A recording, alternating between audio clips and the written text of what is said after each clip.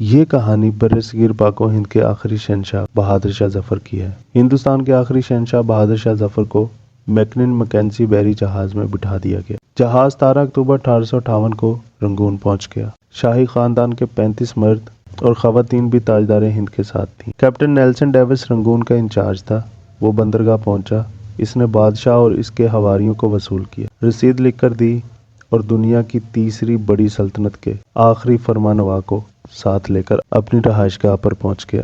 Nelson پریشان تھا۔ بہادر شاہ ظفر قیدی ہونے کے باوجود بادشاہ تھا اور نیلسن کا ضمیر گوارا نہیں کر رہا تھا وہ بیمار اور بوڑھے بادشاہ کو جیل میں پھینک دے، مگر رنگون میں کوئی ایسا مقام نہیں تھا جہاں بہادر شاہ ظفر کو رکھا جا سکتا۔ وہ رنگون میں پہلا جلا وطن بادشاہ تھا۔ نیلسن ڈیوس نے چند لمحے سوچا اور مسئلے کا دلچسپ حل نکال لیا۔ نیلسن نے اپنے گھر کا گیراج خالی کروایا اور تاجدار ہند ضلع سبحانی اور تیموری لہو کے آخری چشم چراغ کو اپنے گیراج میں قید کر دیا۔ بہادر شاہ ظفر 17 اکتوبر 1858 کو اس گیراج میں پہنچا اور 7 نومبر 1862 تک 4 سال اسی میں رہا۔ یہ 7 نومبر کا دن تھا اور سن تھا 1862۔ بد نصیب بادشاہ کی خادمہ نے شدید پریشانی میں کیپٹن نیلسن ڈیوس کے دروازے پر دستک دی۔ اندر سے اردلی نے برمی زبان میں اس بدتمیزی کی وجہ پوچھی۔ خادمہ نے ٹوٹی پھوٹی برمی میں جواب دیا، ضلع سبحانی کا سانس اکھڑ رہا ہے۔ اردلی نے جواب دیا، صاحب کتے کو کنگھی کر رہے ہیں، میں انہیں ڈسٹرب نہیں کر سکتا۔ خادمہ نے اونچی آواز میں رونا شروع کر دیا۔ اردلی اسے چپ کرانے لگا۔ آواز نیلسن تک پہنچ گئی۔ وہ غصے میں باہر نکلا۔ خادمہ نے نیلسن کو دیکھا تو وہ اس کے پاؤں میں گر گئی۔ وہ مرتے ہوئے بادشاہ کے لیے گیراج کی کھڑکی کھلوانا چاہتی تھی۔ بادشاہ موت سے پہلے آزاد اور کھلی ہوا کا ایک گھونٹ بھرنا چاہتا تھا۔ نیلسن نے اپنا پسٹل اٹھایا، گارڈز کو ساتھ لیا، گیراج میں داخل ہو گیا۔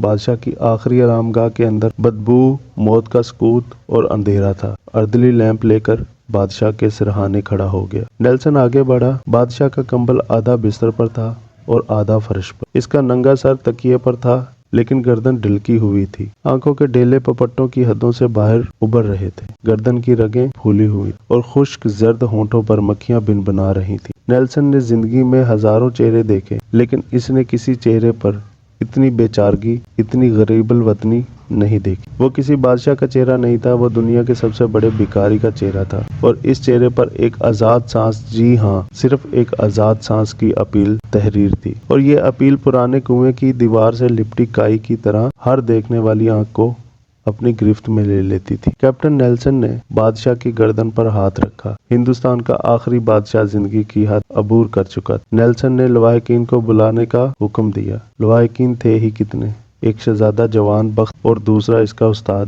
حافظ محمد ابراہیم دہلوی۔ وہ دونوں آئے، انہوں نے بادشاہ کو غسل دیا، کفن پہنایا اور جیسے تیسے بادشاہ کی نماز جنازہ پڑھائی۔ قبر کا مرحلہ آیا تو پورے رنگون شہر میں آخری تاجدار ہند کے لیے 2 گز زمین دستیاب نہیں تھی۔ نیلسن نے سرکاری رہائش گاہ کے احاطے میں قبر کھدوائی اور بادشاہ کو خیرات میں ملی ہوئی مٹی میں دفن کر دیا۔ قبر پر پانی کا چھڑکاؤ ہو رہا تھا، گلاب کی پتیاں بکھیری جا رہی تھیں تو استاد حافظ ابراہیم دہلوی کے خزاں رسیدہ ذہن میں 30 ستمبر 1837 کے وہ مناظر دوڑنے بھاگنے لگے جب دلی کے لال قلعہ میں 62 برس کے بہادر شاہ ظفر کو تاج پہنایا۔ ہندوستان کے نئے بادشاہ کو سلامی دینے کے لیے پورے ملک سے لاکھ لوگ دلی آئے تھے اور بادشاہ جب لباس فخر پہن کر، تاج شاہی سر پر سجا کر اور نادر شاہی اور جہانگیری تلواریں لٹکا کر دربار عام میں آیا تو پوری دلی تحسین تحسین کے نعروں سے گونج اٹھا۔ نکارچی نکارے بجانے لگے، گویے ہواؤں میں تانے اڑانے لگے، فوجی سالار تلواریں بچانے لگے اور رقاصائیں رقص کرنے لگیں۔ استاد حافظ محمد ابراہیم۔